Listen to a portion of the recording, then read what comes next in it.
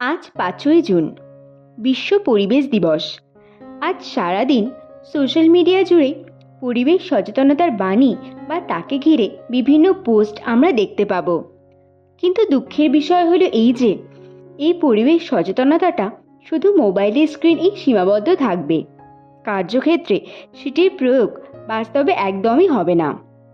বর্তমানে পরিবেশের যে অবস্থা, সেখানে ভূপৃষ্ঠ বায়ুমণ্ডলের সঙ্গে সঙ্গে সমুদ্রের জলস্তরও প্রবলভাবে উত্তপ্ত হচ্ছে।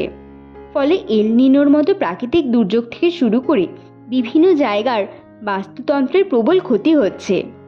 শ্রেষ্ঠ জীব মানুষ সব কিছু জেনেও চোখ বন্ধ করে বসে আছে, বা বলা ভালো বাস্তব দুর্যোগের থেকে চোখ সরিয়ে ভার্চুয়াল জগতে মগ্ন হয়ে আছে।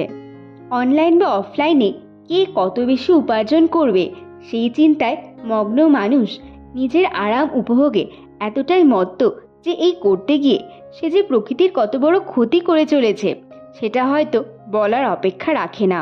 স্মার্ট সিটি বানাতে সে বৃক্ষ নিধন করছে, আর নিজের ঘরকে ঠান্ডা রাখতে এসি লাগাচ্ছে।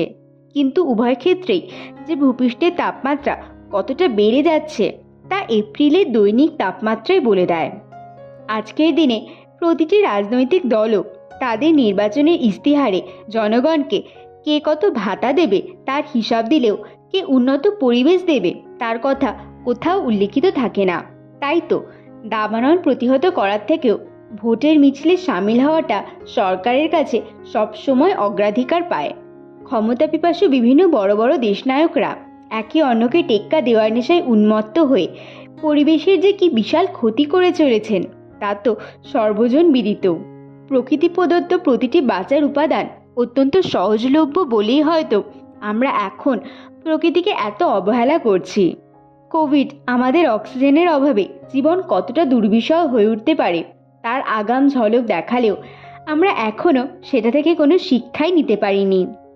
অর্থ থাকলেই যে সবসময় সব কিছু পাওয়া যায় না, মূল্যবান জিনিসের যত্ন না করলে সবসময় যে সেটি সহজলভ্য থাকে না, সেটা যবে প্রকৃতির শ্রেষ্ঠ জীব বুঝবে ততদিনে হয়তো সত্যি খুব বেশি দেরি হয়ে যাবে।